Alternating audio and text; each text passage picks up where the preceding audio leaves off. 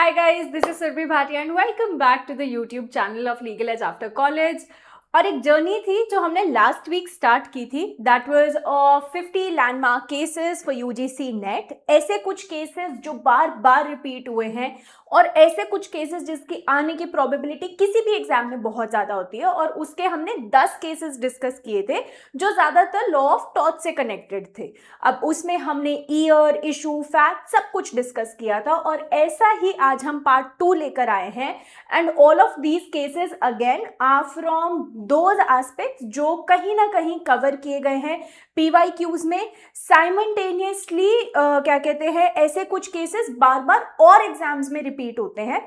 और UGC net या कोई भी एग्जाम अक्सर जब खुद के पर्टिकुलर टाइप ऑफ क्वेश्चन से बोर हो जाता है या फिर वो खत्म हो जाते हैं तो वो पिक करते हैं type of pattern of other questions.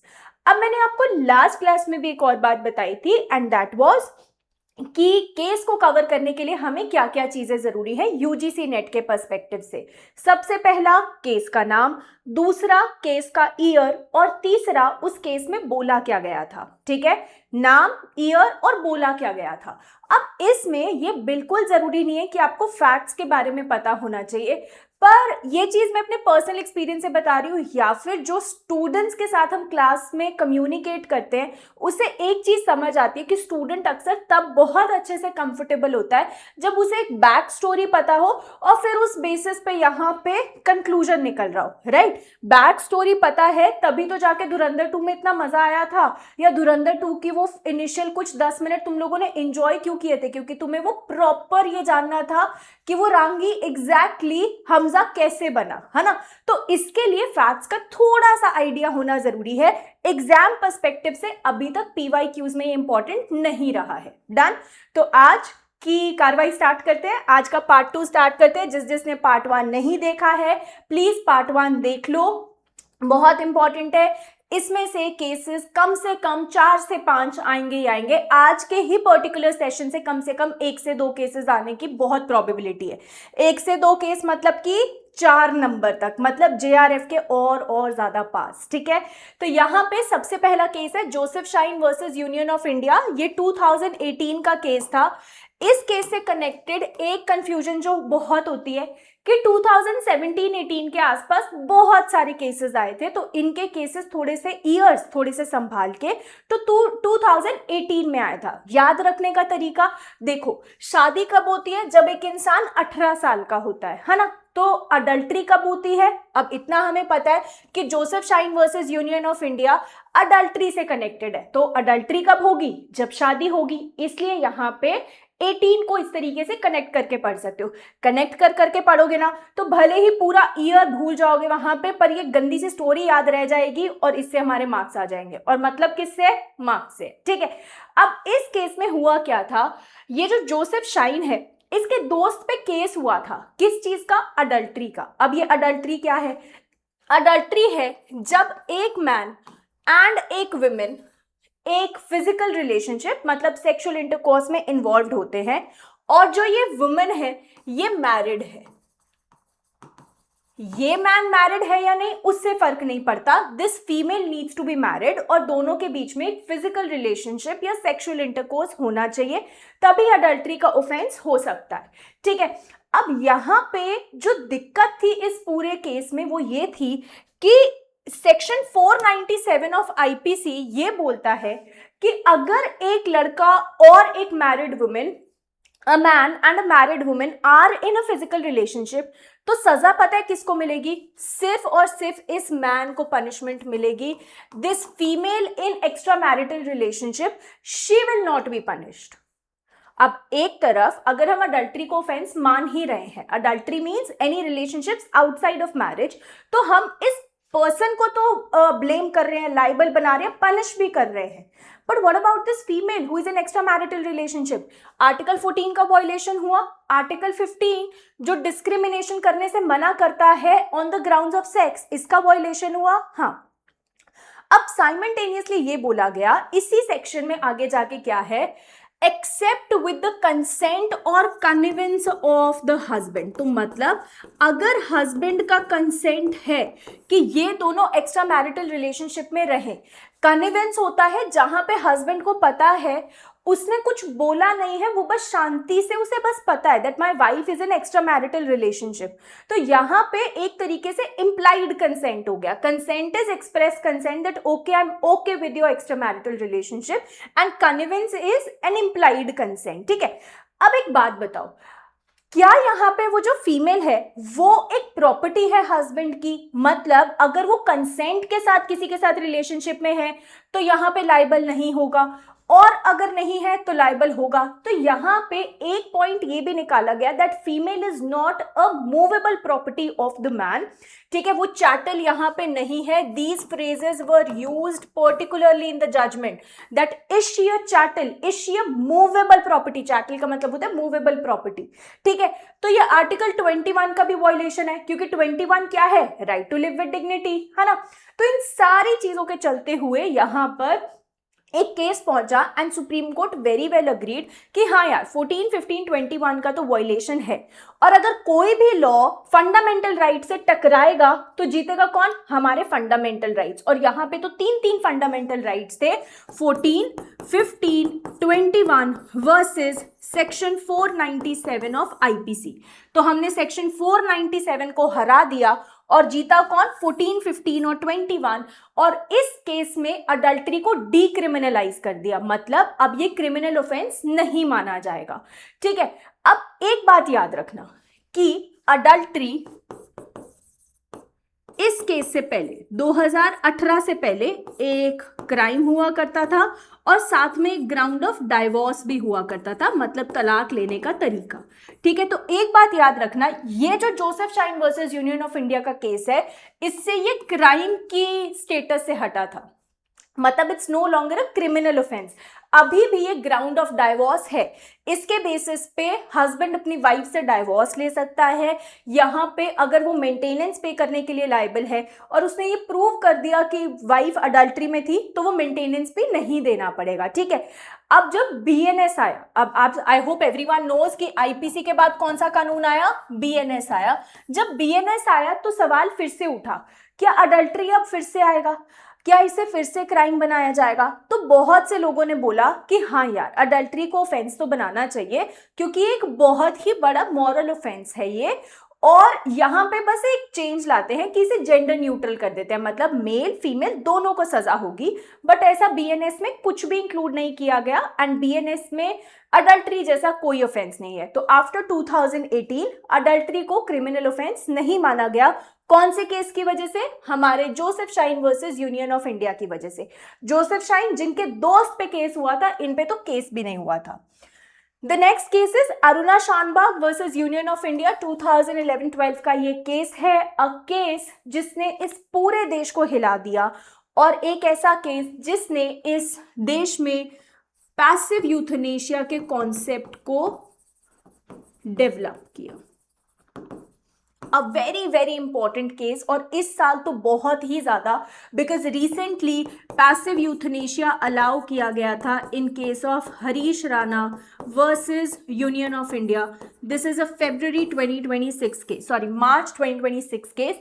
ठीक है, बहुत बहुत इंपॉर्टेंट केस है। यहाँ पे 2 जज बेंच बैठी थी, तो मैं आपको थोड़ी सी इसकी बैकग्राउंड स्टोरी बता देती हूँ जिससे आपको याद रह जाएगा। ठीक है, अब यहाँ अरुणा शानबाग जो थी, ये एक नर्स थी बॉम्बे के केम हॉस्पिटल में। ना आपके लिए नाम याद रखना जरूरी है, ना सिटी, बस वो नर्स थी। जब वो अपनी ड्यूटी खत्म करके घर जा रही थी, someone came into the changing room, उसे सेक्सुअली असॉल्ट किया। और क्योंकि उस वक्त वो अपने पीरियड्स पे थी, तो उसका गला ना पूरे तरीके से उन्होंने चेन से दबा दिया, पूरा ऐसे गले के अराउंड चेन रैप कर दी, जिसकी वजह से वो जो ऑक्सीजन है माइंड तक नहीं पहुंच पाया, ब्रेन तक नहीं पहुंच पाया, जिसकी वजह से वो यहाँ पे सुबह तक उसी सफोकेशन में पड़ी रही, and she got paralysed for life. 1975 में ये इंसिडेंट हुआ था, 74-75 में इंसिडेंट हुआ था, और वो पैरालाइज थी टिल 2015 जब उनकी डेथ हुई है। अब यहाँ पे भाई she was unable to move, she was unable to eat anything, she was unable to do anything. अब हॉस्पिटल वालों का भला हो कि उन्होंने एक अलग से वार्ड बना दिया था स्पेसिफिकली फॉर अरुणा शानबाग, क्योंकि इनिशियली पेरेंट्स आए, रिलेटिव्स आए, दोस्त आए, पर धीरे धीरे सबने आना बंद कर दिया बिकॉज अरुणा शानबाग अब सब पे एक लाइबिलिटी बन चुकी थी फॉर द फैमिली.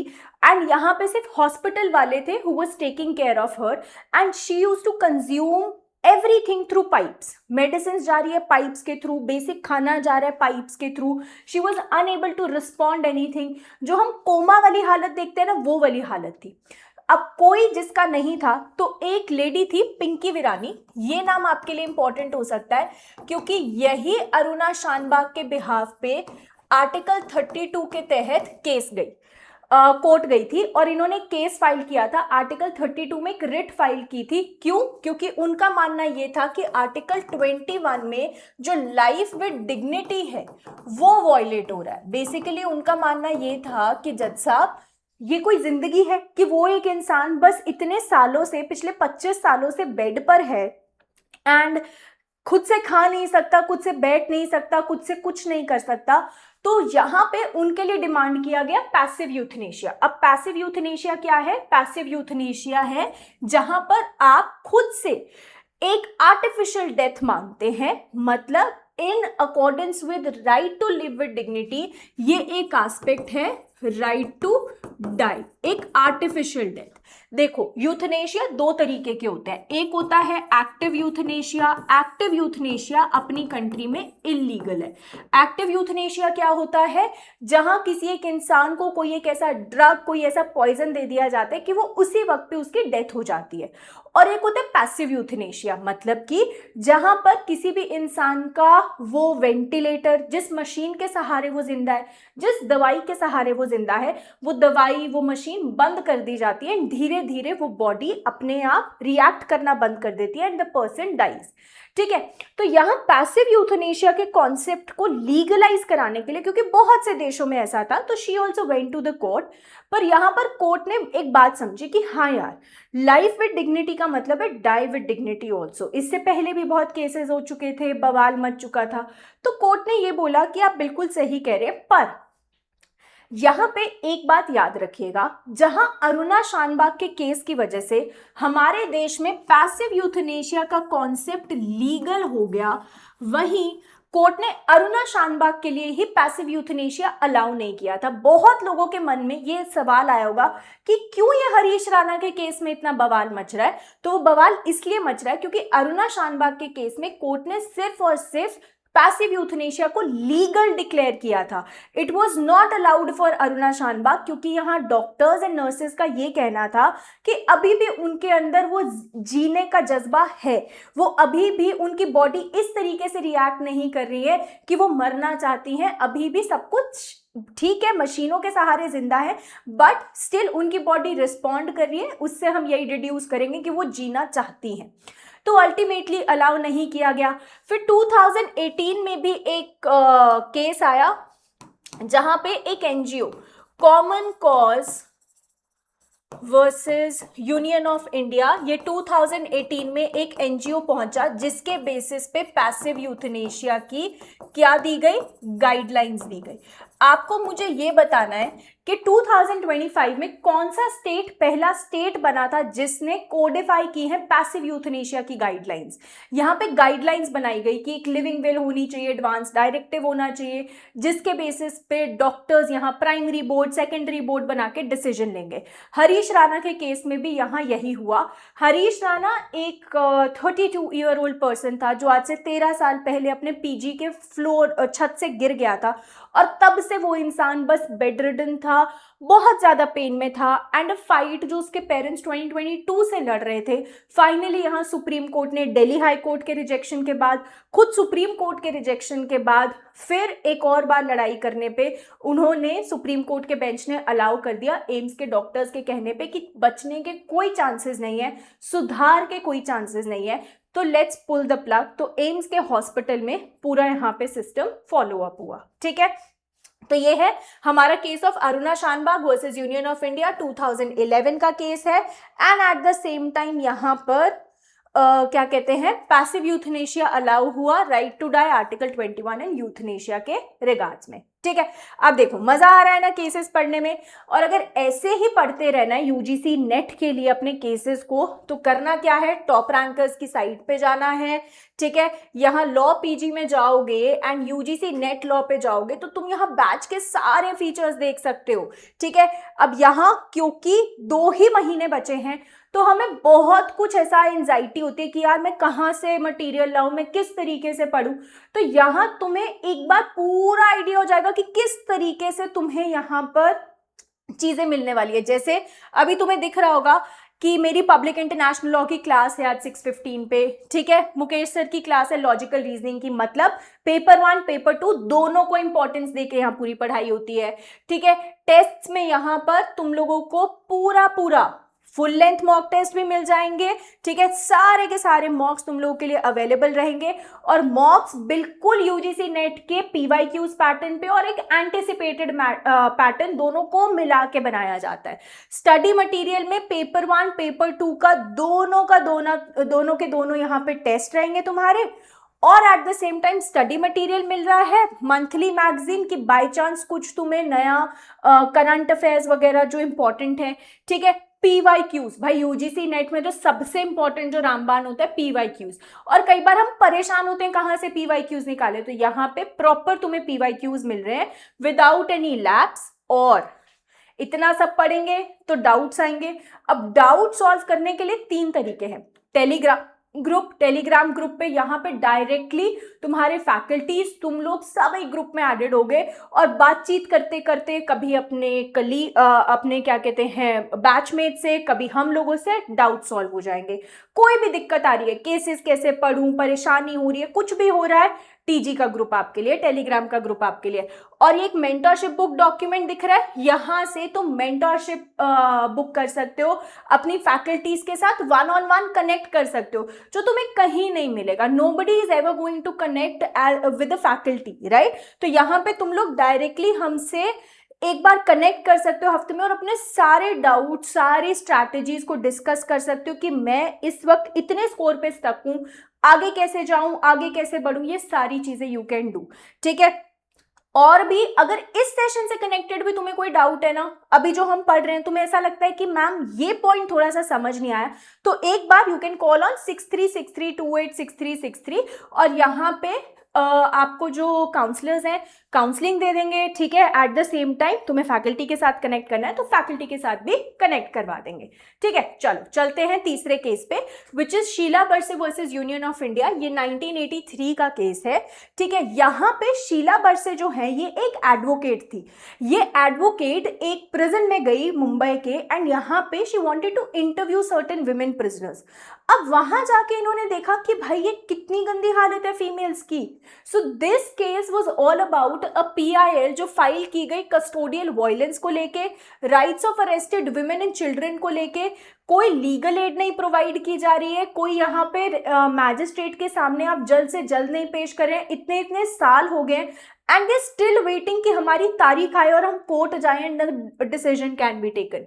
ठीक है, and also child sensitive procedures. अब फीमेल इनमेट्स, जो फीमेल जेल इनमेट्स हैं, उनके साथ कई बार बच्चे भी होते हैं, राइट। तो यहाँ बच्चों के लिए कोई सेंसिटिव प्रोसीजर्स का फॉलो नहीं किया गया है, कोई अलग से यहाँ पे सेल्स नहीं बनाए गए हैं, कोई यहाँ फैसिलिटीज प्रोवाइड नहीं की गई हैं।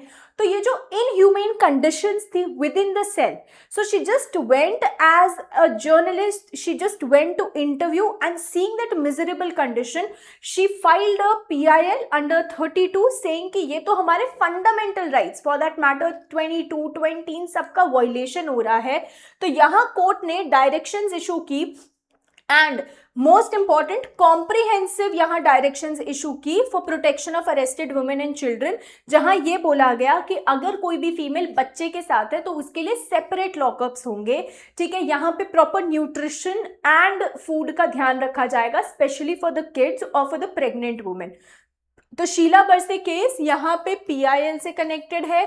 ठीक है, विमेन इनमेट से कनेक्टेड है एंड देन साइमल्टेनियसली यहाँ पे गाइडलाइंस प्रोवाइड की गई कि किस तरीके से यहाँ पे प्रोसीजर्स लिए जाएंगे। तो इन 3 पॉइंट से ये हमारा केस कनेक्टेड है, शीला बरसे वर्सेस यूनियन ऑफ इंडिया 1983। ठीक है, चलो नेक्स्ट विमेन राइट्स की बात हुई है, तो इन 2 केसेस के बिना तो हम आगे बढ़ नहीं सकते। अगेन ये 2 केसेस जो बार बार किसी भी पेपर में रिपीट होते हैं और यूजीसी नेट के भी अगेन फेवरेट है। ठीक है, पहला केस है मोहम्मद अहमद खान वर्सेस शाहबानो बेगम 1985 का केस।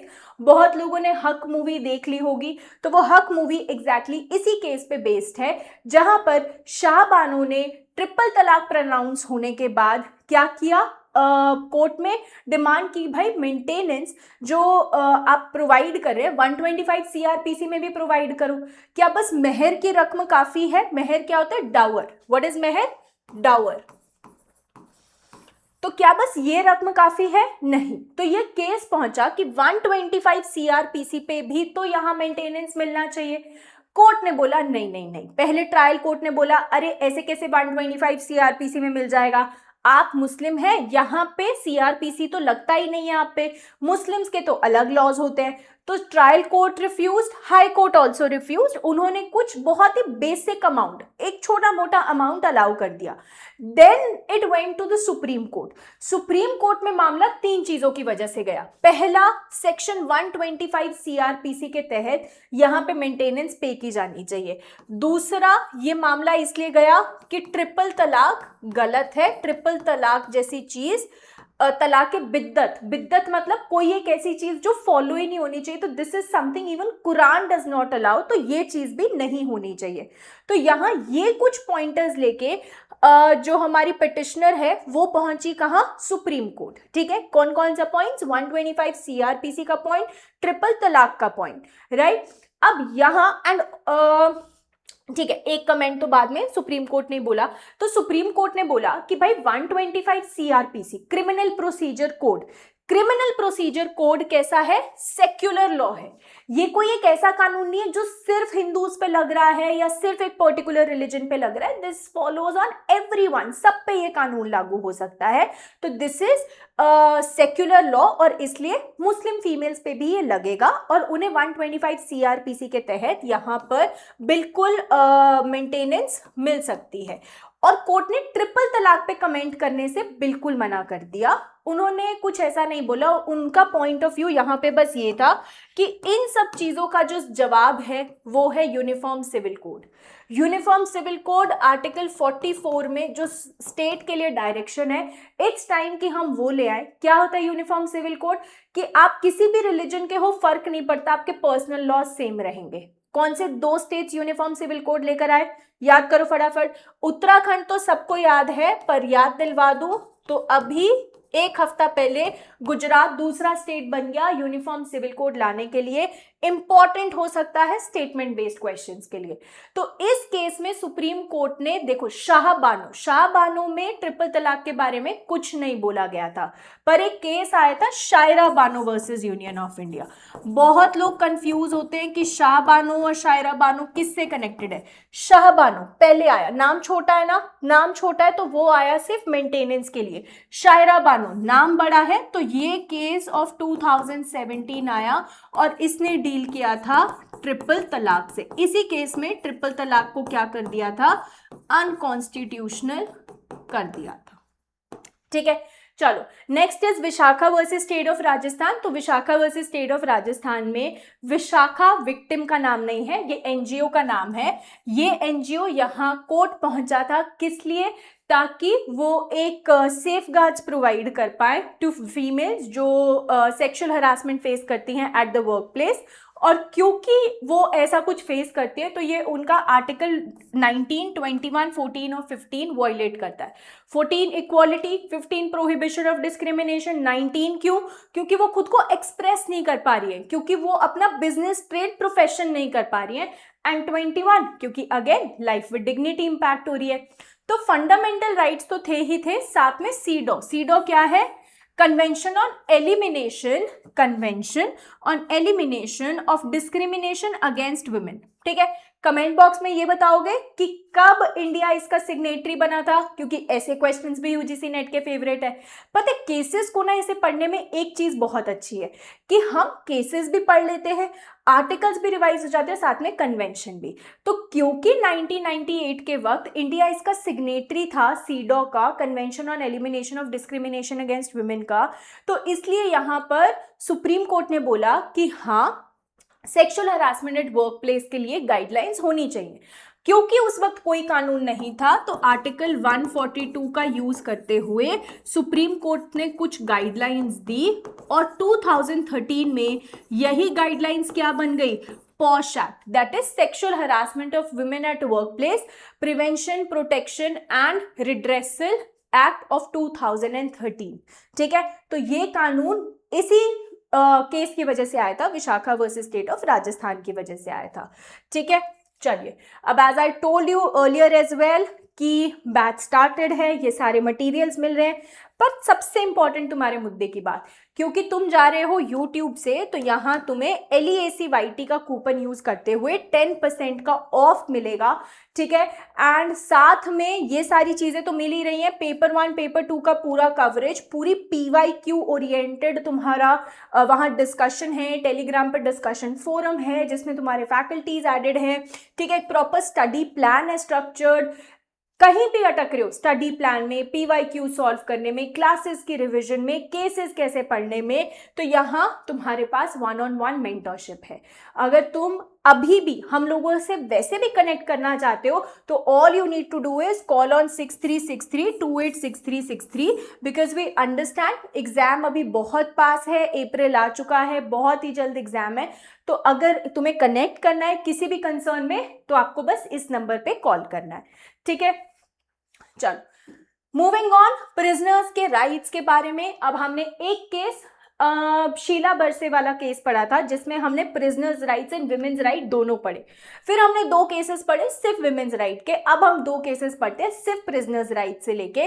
पहला है MH Hoskot versus state of Maharashtra और दूसरा है सुनील बत्रा वर्सेस दिल्ली एडमिनिस्ट्रेशन। याद रखना ये दिल्ली एडमिनिस्ट्रेशन है, यूनियन ऑफ इंडिया नहीं है। मैं जब बच्ची थी ना तो मैं कभी भी कुछ समझ नहीं आता था, यूनियन ऑफ इंडिया पेपर में लिख के आ जाती थी। ये तो ग्रेजुअली समझ आया कि नहीं यार ऐसे नहीं कर सकते, बहुत बड़ा ब्लंडर हो जाता है। और अब तो सुप्रीम कोर्ट वैसे ही सबको डांट लगाने लगी है केसेस के नाम गलत करने पे, तो थोड़ा सा संभाल के इस पे। ठीक है, अब MH हॉस्कॉट का जो केस था इसमें कोर्ट ने लीगल एड को फंडामेंटल राइट डिक्लेयर किया था। लीगल एड कहां पर डिफाइंड है, लीगल एड हमारी डिफाइंड है आर्टिकल 39A में। कब ऐड हुआ था ये, 42nd कॉन्स्टिट्यूशनल अमेंडमेंट ऑफ 1986 से 76 से ये यहां ऐड हुआ था। ठीक है, और एक सेकेंड, 1976 से ये यहाँ ऐड हुआ था इन द कॉन्स्टिट्यूशन। ठीक है, तो MH Hoskot versus state of Maharashtra 1978 का जो केस था इसमें PIL पहुंची सुप्रीम कोर्ट के सामने और ये बोला गया कि लीगल एड DPSP की तरह तो आपने ऐड कर दिया, पर ये अपने आप में right to life with dignity, right to personal liberty पे इंपैक्ट डाल रहा है। जो हमारा आर्टिकल 21 है ये इंपैक्ट डाल रहा है हमारा rights of arrested persons under article 22।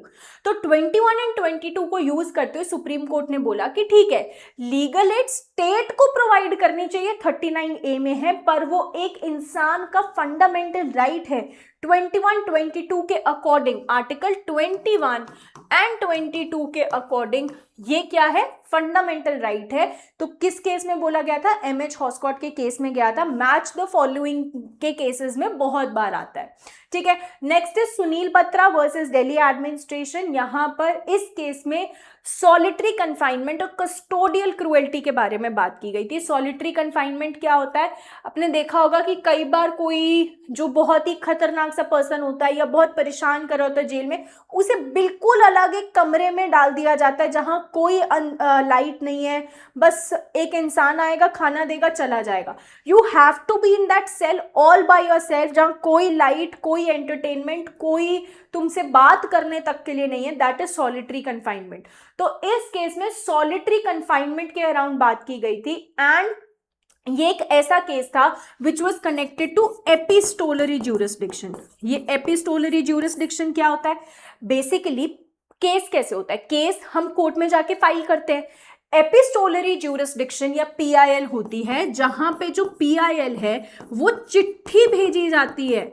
हम चिट्ठी भेजते हैं कोर्ट को कि जज साहब ऐसा कुछ कुछ गलत हो रहा है। So in Sunil Batra versus Delhi administration, in this particular case a letter was sent to the Supreme Court and यहाँ पे PIL उन letters के basis पे Supreme Court ने बोला कि we will consider this matter। ये कुछ बहुत concerning लग रहा है। तो ये जो केस है custodial cruelty, solitary confinement और epistolary PIL से डील करता है। epistolary मतलब चिट्ठी के बेसिस पे jurisdiction को लेना, ठीक है। चलिए मूविंग ऑन, अब आर्टिकल 21, इतनी सारी बातें करें आर्टिकल 21 की, तो तुम्हें पता है आर्टिकल 21 हमेशा से ऐसा नहीं था। जब AK गोपालन वर्सेस यूनियन ऑफ मद्रास का केस आया था, AK गोपालन वर्सेस स्टेट ऑफ मद्रास का केस आया था, ये केस था 1950 का। इस केस में AK गोपालन को प्रिवेंटिव डिटेंशन में रखा गया। प्रिवेंटिव डिटेंशन में रखा, कोई रीजन नहीं बताए, तो AK गोपालन पहुंच गए सुप्रीम कोर्ट के जज साहब ये मेरा आर्टिकल 21 वायलेट कर रहा है। जज साहब ने बोला देखो आर्टिकल 21 क्या बोलता है, खोलो अपनी कॉन्स्टिट्यूशन की बैरक, मैं तुम्हें बताती हूँ आर्टिकल 21 क्या बोलता है। No person shall be deprived of his life, किसी इंसान से उसकी जिंदगी और हिज पर्सनल लिबर्टी या उसकी personal liberty can be taken away except according to procedure established by law। मतलब किसी इंसान से, चाहे वो फॉरेनर है चाहे इंडियन है, उसकी लाइफ उसकी पर्सनल लिबर्टी नहीं ले सकते अगर कोई प्रोसीजर एस्टैब्लिश्ड बाय लॉ नहीं है। जैसे किसी इंसान को जेल में डाल सकते हैं, पर्सनल लिबर्टी तो ले रहे हैं उस इंसान की, पर क्यों अलाउड है? क्योंकि there is a procedure established by law. तो AK गोपालन को बस इसी वर्ड को उठा के पकड़ा दिया गया कि देखिए एक प्रिवेंटिव डिटेंशन लॉ है, उस लॉ के अकॉर्डिंग स्टेट ऐसा कर सकती है। तो इस केस में सुप्रीम कोर्ट का बस ये मानना था कि अगर एक कानून है, उस कानून का एक प्रोसीजर है, वो काफी है किसी की भी लाइफ या पर्सनल लिबर्टी पे अटैक करने के लिए। मैं फिर से रिपीट कर रही हूं, लॉ है, प्रोसीजर है, that is enough to take away someone's life और पर्सनल लिबर्टी। लॉ किस तरीके से बना, लॉ सही है या नहीं है, उसका तरीका सही है या नहीं है, ये कुछ भी चेक नहीं किया जा रहा था। पर फिर एक केस आया Maneka Gandhi versus union of India, जिसने आर्टिकल 21 का पूरा रुख ही बदल दिया। और जो आज हम 40 लैंडमार्क केसेस पे रोते हैं ना कि मैम इतने सारे केसेस आर्टिकल 21 के कैसे पढ़े, it is all thanks to this Maneka Gandhi versus union of India. As a student वो केसेस तुम्हें बहुत परेशान कर रहे होंगे, but as a citizen, as a person, वो आर्टिकल 21 के केसेस एक्चुअली इसी के सहारे ही सब कुछ, एक सेकेंड, इसी के ही सहारे सब कुछ बहुत अच्छे से चल रहा है। तुम्हें पता है तुम्हारा राइट टू इंटरनेट, कोई पब्लिक स्मोकिंग नहीं होनी चाहिए पब्लिक प्लेसेस पे, मूवीज टाइम पे स्टार्ट होनी चाहिए, तुम्हारा राइट टू स्लीप, ये सारे राइट्स आर्टिकल 21 के अंडर प्रोटेक्टेड है। कैसे? Because of the Maneka Gandhi versus union of India interpretation.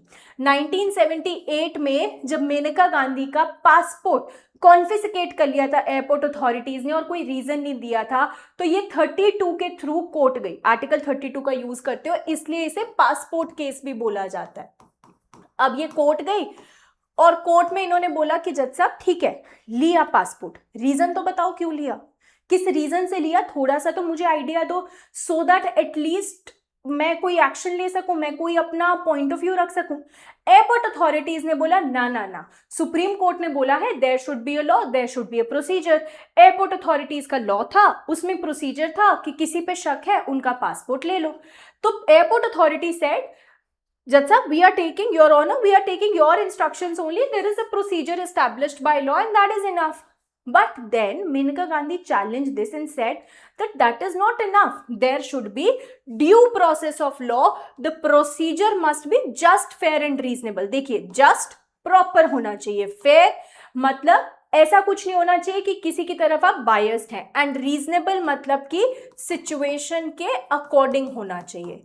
तो according to Maneka Gandhi it was said कि जो प्रोसीजर एस्टैब्लिश्ड बाय लॉ है उसमें एक हिडन मीनिंग होता है ड्यू प्रोसेस ऑफ लॉ का।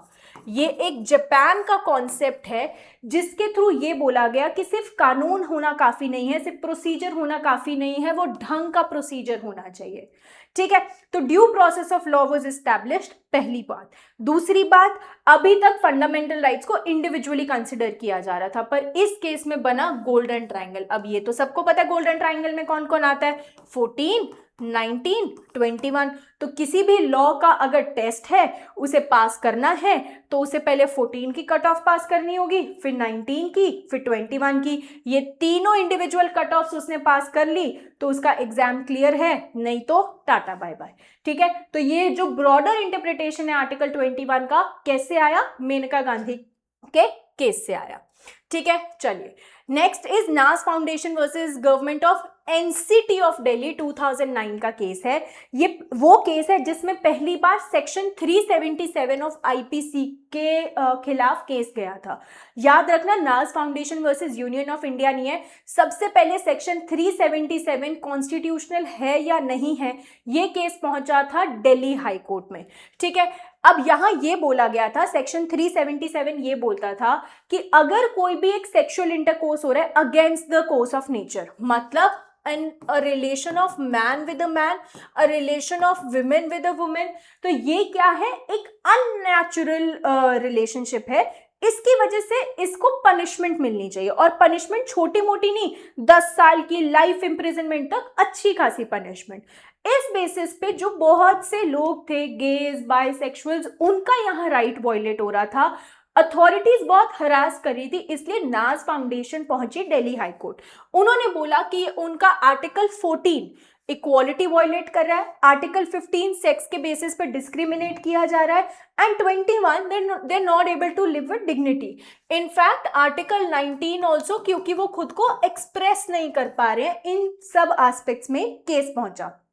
कोर्ट ने ये बोला कि हाँ गलत तो है, और कोर्ट ने नाज फाउंडेशन के केस में दिल्ली हाई कोर्ट ने पहली बार डीक्रिमिनलाइज कर दिया क्या, कंसेंशुअल एक्ट्स। मतलब a male with a male and a female with a female अगर कंसेंट के साथ किसी भी फिजिकल रिलेशनशिप में है तो वो एक क्राइम नहीं माना जाएगा अंडर सेक्शन 377। तो पहली बार 2009 में ही सेक्शन 377 दिल्ली हाई कोर्ट ने हटा दिया था, पर फिर इसी के ही अगेंस्ट एक अपील की थी एक सुरेश कौशल नाम के पर्सन ने। उन्होंने ये बोला कि नहीं नहीं ये तो गलत है, इंडिया की मोरालिटी के अगेंस्ट है, ये तो बहुत ही यहाँ का सिस्टम बिगाड़ देगा। तो सुप्रीम कोर्ट ने बोला कि हाँ it's again a criminal offence, कोई डीक्रिमिनलाइज नहीं हुआ है, अभी भी मामला वही है। अब फाइनल जो वर्डिक्ट आया वो आया Navtej Singh Johar versus union of India, जब फिर से नवतेज सिंह जौहर along with a lot of other gays and lesbians they went to the court, and 2018 में इस केस में 5 जज बेंच ने ये फाइनली डिक्लेयर कर दिया the constitution bench decriminalized section 377। Section 377 जब डीक्रिमिनलाइज हुआ तो इसके दो हिस्से थे। ठीक है, सबसे पहला जहां पे ये बोला गया कि कोई भी अननेचुरल फॉर्म ऑफ सेक्स अगर है तो इसे डीक्रिमिनलाइज कर दिया गया, मतलब इसे ऑफेंस नहीं माना गया। ठीक है, और एक दूसरा था कि अगर किसी भी तरीके से यहाँ पे एनिमल्स के साथ एटसेट्रा कोई भी सेक्सुअल इंटरकोर्स कर रहा है तो वो एक ऑफेंस माना जाएगा। तो यहाँ पे बेस्टियलिटी जो होता है या फिर एनिमल्स के साथ किसी भी तरीके का क्रूअल फिजिकल एस्पेक्ट अगर होता है तो ये सारी चीजों को अभी भी क्राइम माना गया। तो सेक्शन 377 पूरा नहीं हटा था, जितना 14, 15, 21 को वायलेट करा था बस उतना हिस्सा हटा था। ठीक है, तो अल्टीमेटली जो जीत मिली थी सेक्शन 377 के एस्पेक्ट पे वो मिली थी नवतेज सिंह जौहर के केस में, और यहां एक और केस ने बहुत अहम रोल प्ले किया था, that was KS. Puttaswamy case. तो बेसिकली के.एस. पुट्टास्वामी केस 2015 का केस था, जिसमें एक पॉइंट आया था राइट टू प्रिवेसी, हमारा फंडामेंटल राइट है। तो यहाँ पे लोगों ने ये बोला कि भाई it is my privacy, why should I disclose who my partner is, it's a male, it's a female, तो क्यों डिस्क्लोज किया जाए, this is violation of privacy. So K S. Puttaswamy article 14, 19, 15, 21 इन सबको यूज करते हुए a very prominent landmark judgment was given in the name of Navtej Singh Johar versus union of India 2018 case. Alright, okay, so we and with the cases for the day. पर एक question बहुत जरूरी है ताकि समझ आए कि कितना समझ आया है, और इसका आंसर तुम लोग कमेंट बॉक्स में करोगे। Which of the following cases led to the development of due process of law in India? Due process of law कौन से केस से आया था? Sheela Barse versus union of India, Kesavananda Bharati case, Maneka Gandhi case, PUCL limited case. तो तुम्हें comment box में इसका answer देना है, और कहीं भी कोई भी कंफ्यूजन हुई है तो करना क्या है, फोन उठाना है, डायल करना है 6363286363। चाहे किसी केस में कंफ्यूजन है, चाहे समझना है कि केस पढ़ने कैसे हैं, चाहे समझना है कि यूजीसी नेट में और क्या क्या पढ़े, कोई भी दिक्कत है नेट से रिलेटेड, बस इस नंबर पे कॉल करना है and we are good to go. ठीक है, so this was all about this session guys. I hope you guys enjoyed and stay tuned for part 3। Subscribe to the channel, like this, and कोई भी और भी दिक्कत आ रही है paper में तो कमेंट भी कर सकते हो, will surely reply. Bye bye, take care and see you soon.